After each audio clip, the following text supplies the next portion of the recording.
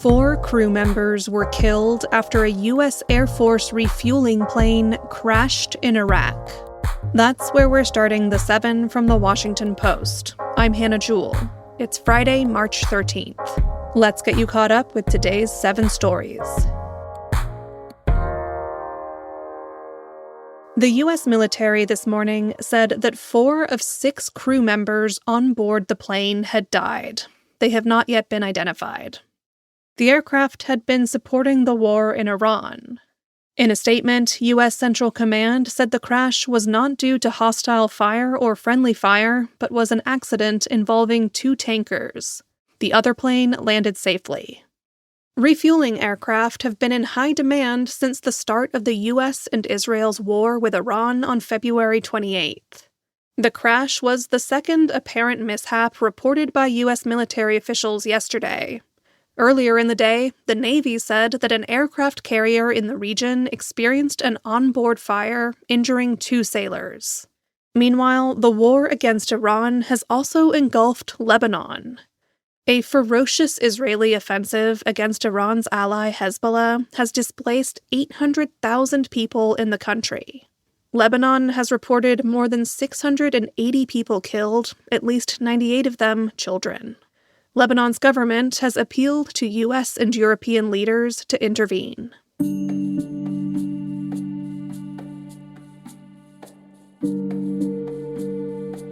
President Donald Trump temporarily removed sanctions on Russian oil shipments.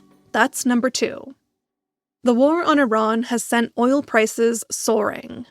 They have already reached the point where they are likely to push the average cost of a gallon of gas in the U.S. past $4.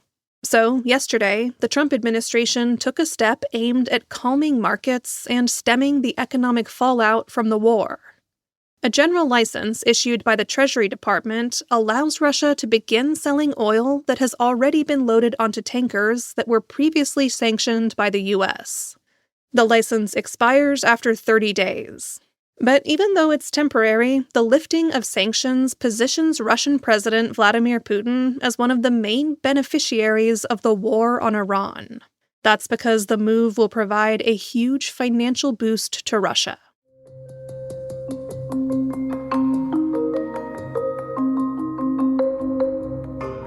Number 3.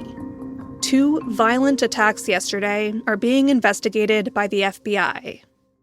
Yesterday morning, a gunman opened fire in a classroom at Old Dominion University in Virginia. According to the FBI, he killed 1 person and injured 2 before students subdued him. The attacker was found dead when police arrived. Officials identified him as Mohammed Bailor Jallo, a former Army National Guard member who served prison time for attempting to supply support to the Islamic State terrorist group. Virginia Governor Abigail Spanberger identified the victim who died as Lieutenant Colonel Brandon Shaw, an ROTC instructor. Later in the day, there was another violent attack in Michigan. A driver rammed his car into a synagogue, starting a fire. The FBI said it was investigating the incident as a targeted attack on the Jewish community. Security guards shot at the attacker, who was then found dead in the car. Oakland County Sheriff Mike Bouchard praised the response of security staff. No children and no staff were hurt. So we know there's evil in the world, and we know they only have to get it right once. And sometimes they do. They may not come on anybody's radar and they show up. But what happens when they show up? That's where training and preparation kicks in. The security staff did an amazing job. An amazing job. The country has seen a spate of high-profile attacks against Jewish people over the past 2 years.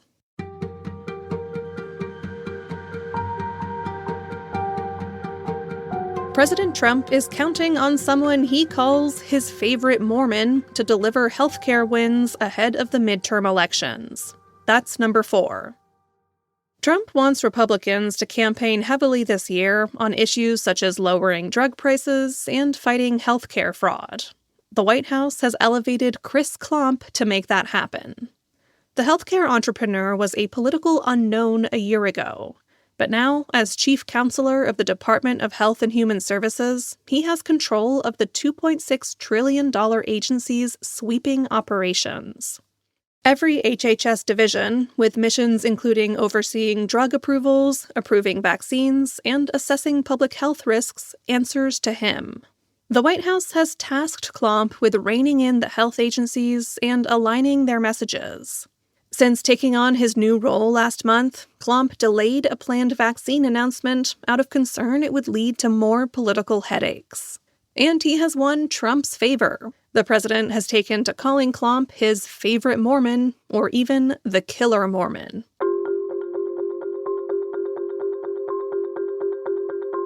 Number 5. A record-breaking heat dome is hitting the West. These are technically the final days of winter.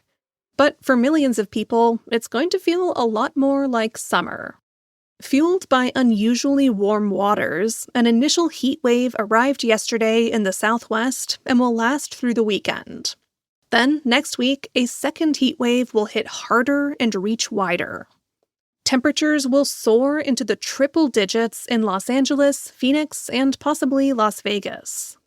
The extraordinary heat will contribute to worsening drought conditions in the West.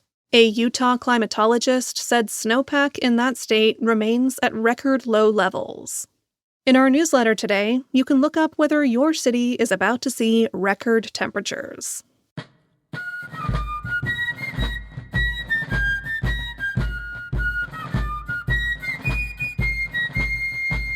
New sonar images show a wreck of a famous Civil War vessel in a new light.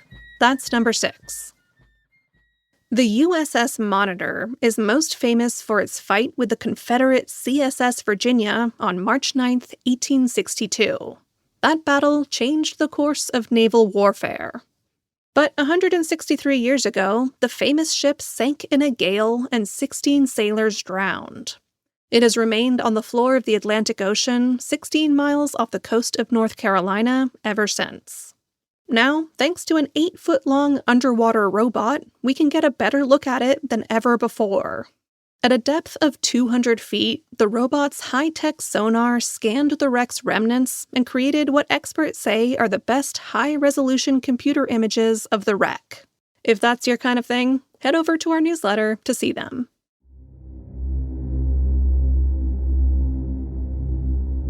And at number 7, the Earth has been talking to us for eons, and now we can finally listen to it.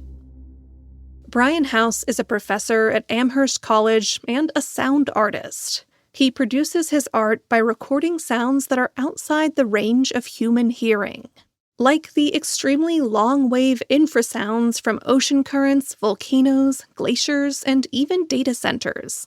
Those can travel hundreds to thousands of miles and are all around us imperceptible. He also records incredibly high-pitched ultrasounds, such as the choruses of rats and the pulses of bats. He then speeds them up or slows them down so we can experience what had been inaudible. Here's one example.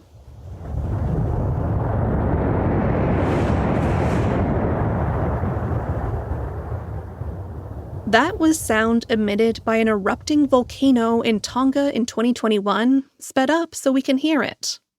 And here's another creepier example. This is how rats communicate with each other on the New York subway, slowed down so we could eavesdrop.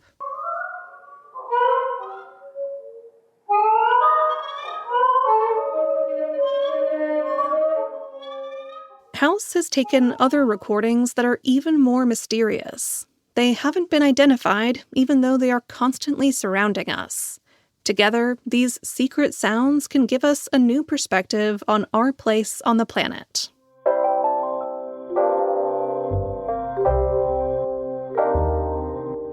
That's the show for this week. The staff writers of The Seven are Jamie Ross, Izan Akabau, and me. Special thanks to Charla Freeland for producing. John Taylor is our editor. Copy editing by Kendra Nichols and Rebecca Branford. Mixing and sound design is by Jim Briggs and Justin Garish. Our theme music is by Edith Mudge. I'm Hannah Jewell. Thanks for listening and have a great weekend. I'll meet you back here on Monday.